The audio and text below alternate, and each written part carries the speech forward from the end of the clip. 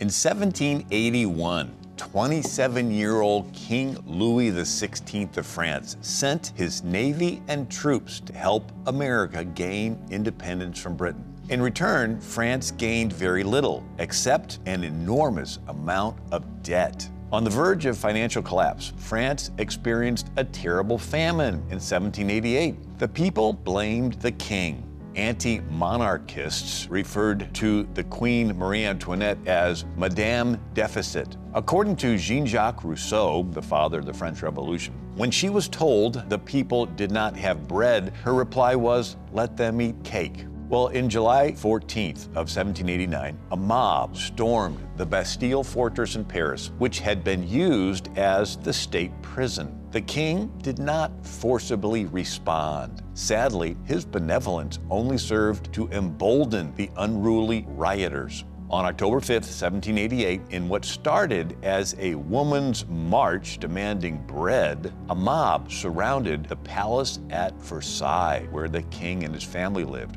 Finding an unguarded door, rioters barged in. 2 guards were killed, with one's head placed on a pike. The queen fled through a secret passage to the king's chamber. With the mob now numbering 60,000, the king and queen were arrested and escorted to Paris, where they became captives in the royal residence called the Tuileries. On June 20th of 1791, the royal family tried escaping by carriage at night and almost made it out of France, but tragically, the king's face was recognized from the coin. The king and queen and the family are put back in the Tuileries, but they're effectively prisoners. The Tuileries were stormed on August 10th of 1792. Hundreds of Swiss guards were slaughtered as they tried to defend the king. Following the example of regicide in England, France beheaded Louis XVI on January 21st, 1793. Well, the French Revolution turned into a reign of terror. The de facto leader of France was Maximilien Robespierre. He was the head of the Committee of Public Safety, sort of like their Homeland Security. He gave a speech to the National Assembly, February 5th of 1794, titled, "The Terror Justified." He said, "Lead the enemies of the people by terror. Terror is nothing else than swift, severe, indomitable justice." He began accusing and arresting and beheading all the royalty. Then he had beheaded all the wealthy. Then the farmers and the businessmen. Then those hoarding food. Then they beheaded the religious clergy, the priests and nuns and the preachers who were speaking out against all the head chopping off stuff. Somehow they're to blame, holding the country back. And then they beheaded the former revolutionaries, the ones who used to chop off heads but got tired of it. Matter of fact, they chopped off so many heads, they invented the guillotine so that they could chop off heads more efficiently. Over 40,000 people were beheaded in Paris, France. The streets were covered with blood.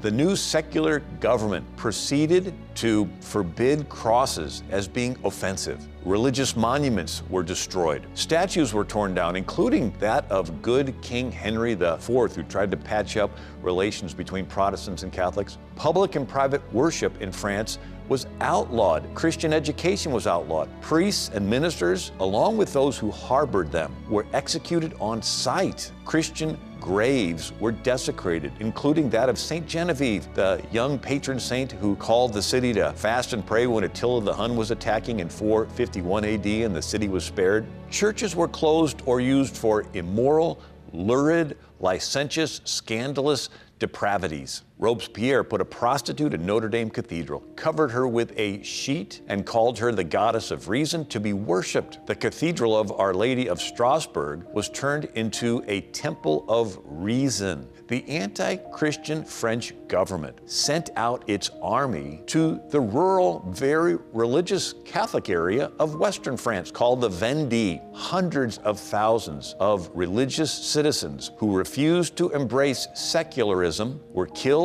in what is considered the first modern genocide. French General Francois Joseph Westermann wrote to the Committee of Public Safety stating, "There is no more Vendée. According to the orders that you gave me, I crushed the children under the feet of the horses, massacred the women who, at least for these, will not give birth to any more brigands. I do not have a prisoner to reproach me.